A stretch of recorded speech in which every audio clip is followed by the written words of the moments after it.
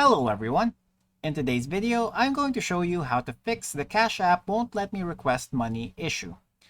Now, the first troubleshooting step you can try is to check your internet connection. So just ensure that you have a stable internet connection.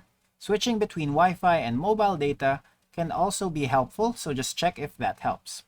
Next, make sure you're using the latest version of Cash App. So just head to your app store and check for any updates. Next, you can also try verifying your account. So sometimes unverified accounts may face restrictions. Ensure your account is fully verified by providing all necessary information. Next up, try clearing the app's cache, as this can resolve many issues. To do this, head to your device's settings, find Cash App, and clear the cache.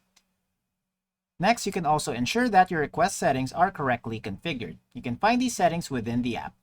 And finally, if none of the above steps work, try reaching out to Cash App support for further assistance. And that's it for today. Thanks for tuning in, and I'll see you next time.